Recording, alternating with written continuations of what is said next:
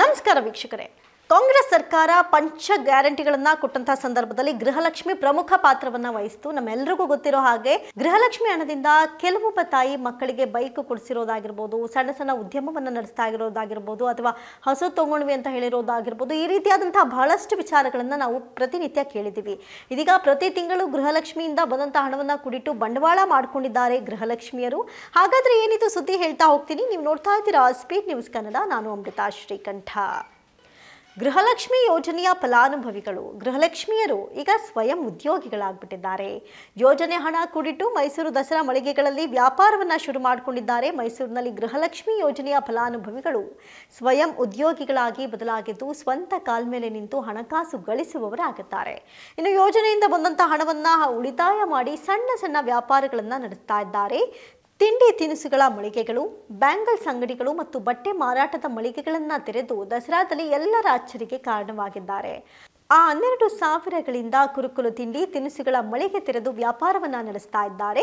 ಇನ್ನು ದಸರಾದಲ್ಲಿ 40ಕ್ಕೂ ಹೆಚ್ಚು ಮಳಿಗೆಗಳನ್ನು ವಿಶೇಷವಾಗಿ ಮಹಿಳೆಯರಿಗಾಗಿಯೇ ನಿರ್ಮಾಣ ಮಾಡಲಾಗಿದ್ದು ಗೃಹಲಕ್ಷ್ಮಿ ಯೋಜನೆಯ ಫಲಾನುಭವಿಗಳು ಈಗ ಸ್ವಯಂ ಉದ್ಯೋಗಿಗಳಾಗಿದ್ದಾರೆ. ಪ್ರತಿ ತಿಂಗಳು ಗೃಹಲಕ್ಷ್ಮಿಯಿಂದ ಬಂದಂತಹ ಹಣವನ್ನು ಕೂಡಿಟ್ಟು ಬಂಡವಾಳ ಮಾಡಿಕೊಂಡಂತಹ ವನಿತೆಯರು ವ್ಯಾಪಾರ ವಹಿವಾಟನ್ನು ನಡೆಸ್ತಾ ಇದ್ದಾರೆ. ಇನ್ನು ಬಗೆ ಬಗೆಯ ತಿಂಡಿ ತಿನಿಸುಗಳ ಮಳಿಗೆಯೊಂದಿಗೆ ಬ್ಯಾಂಗಲ್ ಸ್ಟೋರ್ಸ್ ಹಾಗೂ ಬಟ್ಟೆ ಮಾರಾಟದ ಅಂಗಡಿಯನ್ನ ಮಳಿಗೆಯನ್ನ ತೆರೆದು ವಹಿವಾಟು ನಡೆಸ್ತಾ ಇರೋದು ದಸರಾದಲ್ಲಿ ಹೈಲೈಟ್ ಆಗಿ ಕಾಣಿಸ್ತಾ ಇದೆ. ಇನ್ನು ದಸರಾ ಮಹೋತ್ಸವದ ಪ್ರಯುಕ್ತ ನಡೀತಾ ಇರುವಂತಹ ಮಹಿಳಾ ದಸರಾದಲ್ಲಿ ವಿಶೇಷವಾಗಿ ವ್ಯಾಪಾರಕ್ಕಾಗಿ ಮಳಿಗೆಗಳನ್ನ ತೆರೆಯುವಂತಹ ಮೂಲಕ ವ್ಯಾಪಾರವನ್ನ ನಡೆಸ್ತಾ ಇದ್ದಾರೆ. ವರಲಕ್ಷ್ಮಿ ಸ್ತ್ರೀ ಶಕ್ತಿ ಸಂಘದ ಮೂಲಕ ಮಳಿಗೆಗಳನ್ನ ಪಡೆದಿರುವಂತಹ HD ಕೋಟೆಯ ಸಿಂಧು ಅವರು ಗೃಹಲಕ್ಷ್ಮಿ ಯೋಜನೆಯಿಂದ ಬಂದ ಹಣವನ್ನ 6 ತಿಂಗಳು ಸೇವ್ ಮಾಡಿದ್ರು. ಆ 12,000 ರೂಪಾಯಿಗಳಿಂದ ಕುರುಕುಲು ತಿಂಡಿ ತಿನಿಸುಗಳ ಮಳಿಗೆಯನ್ನ ತೆರೆದು ವ್ಯಾಪಾರವನ್ನ ನಡೆಸ್ತಾ ಇದ್ದಾರೆ. HD ಕೋಟೆಯ ವಿಶೇಷ ಚೇತನರಾದಂತಹ ಶ್ರುತಿ ಕೂಡ 6 ತಿಂಗಳು ಕೂಡಿಟ್ಟು ಗೃಹಲಕ್ಷ್ಮಿ ಹಣದಿಂದ ಫ್ಯಾನ್ಸಿ ವಸ್ತುಗಳನ್ನ ತಂದು ವ್ಯಾಪಾರವನ್ನ ಮಾಡ್ತಾ ಇದ್ದಾರೆ.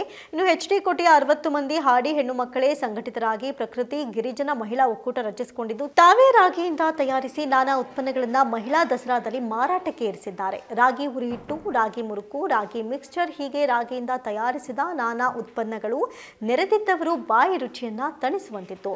ಮೈಸೂರಿನ ವಿಜಯನಗರದ ನಿವಾಸಿ ಗಗನ ದೀಪಿಕಾ ಅವರು ಗೃಹಲಕ್ಷ್ಮಿಯ ಹಣವನ್ನ ಸೇವ್ ಮಾಡಿ ಬಟ್ಟೆಗಳನ್ನ ಖರೀದಿಸಿ ಮಹಿಳಾ ದಸರಾದಲ್ಲಿ ಮಾರಾಟ ಮಾಡೋ ಮೂಲಕ ಗಮನ ಸೆಳೆದ್ರು. ಇನ್ನು ಮಹಿಳಾ ಸಂಘಗಳಿಗೆ ಇದು ಒಂಥರ ಶಕ್ತಿ ಕೊಟ್ಟಂತಾಗಿದೆ. ಮಹಿಳಾ ದಸರಾದಲ್ಲಿ 40ಕ್ಕೂ ಹೆಚ್ಚು ಮಳಿಗೆಗಳನ್ನು ವಿಶೇಷವಾಗಿ ಮಹಿಳೆಯರಿಗಾಗಿಯೇ ನಿರ್ಮಿಸಲಾಗಿದ್ದು ಮಹಿಳಾ ಸಂಘಟನೆಗಳ ಸದಸ್ಯರು ತಾವು ಮನೆಯಲ್ಲಿಯೇ ಸಿದ್ಧಪಡಿಸಿದಂತಹ ಕುರುಕುಲು ತಿಂಡಿ ತಿನಿಸುಗಳು, ಹಪ್ಪಳ, ಉಪ್ಪಿನಕಾಯಿ, ಫ್ಯಾನ್ಸಿ ಆಭರಣಗಳು ಮತ್ತು ಸೀರೆ ಸೇರಿದಂತೆ ಬಟ್ಟೆಗಳನ್ನು ತಂದು ಮಾರಾಟ ಮಾಡೋ ಮೂಲಕ ಆದಾಯವನ್ನು ಗಳಿಸ್ತಾ ಇದ್ದಾರೆ. ಗೃಹಲಕ್ಷ್ಮಿ ಯೋಜನೆಯಿಂದ ಹಣವನ್ನು ಕೂಡಿಟ್ಟು ಮಹಿಳಾ ದಸರಾದಲ್ಲಿ ಮಹಿಳೆಯರು ಮಳಿಗೆಗಳನ್ನು ತೆರೆದು ವ್ಯಾಪಾರ ವಹಿವಾಟು ನಡೆಸ್ತಾ ಇರೋದು ಸಂತಸ ತಂದಿದೆ. ಸ್ವಾವಲಂಬಿ ಜೀವನ ನಡೆಸೋದಕ್ಕೆ ನೀಡಿದ ಹಣ ಮಹಿಳೆಯರು ಸ್ವಯಂ ಉದ್ಯಮಿಗಳಾಗುವಂತೆ ಪ್ರೇರಣೆ ನೀಡ್ತಾ ಇರೋದು ಸರ್ಕಾರದ ಸಾಧನೆ ಅಂತಲೇ ಹೇಳಬಹುದು.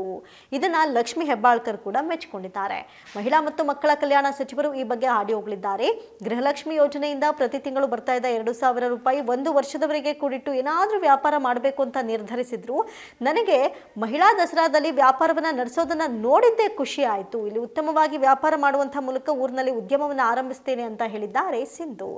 ಒಟ್ಟಾರೆ ಕಾಂಗ್ರೆಸ್ ಕೊಟ್ಟಂತಹ ಗ್ಯಾರಂಟಿ ಯೋಜನೆಯನ್ನ ಮಹಿಳೆಯರು ತಮ್ಮ ಸ್ವಾವಲಂಬಿ ಬದುಕಿಗೆ ಬಳಸಿಕೊಳ್ತಾ ಇರೋದು ನಿಜಕ್ಕೂ ಹೆಮ್ಮೆಯ ಸಂಗತಿ ಅಂತಲೇ ಹೇಳ್ತಾ ಇವತ್ತಿನ ವಿಶೇಷ ಕಾರ್ಯಕ್ರಮವನ್ನು ಮುಗಿಸ್ತಾ ಇದೀವಿ. ನೋಡ್ತಾ ಇರಿ ಸ್ಪೀಡ್ ನ್ಯೂಸ್ ಕನ್ನಡ. ಸುದ್ದಿ ನಿಮ್ದು, ವೇಗ ನಮ್ಮದು.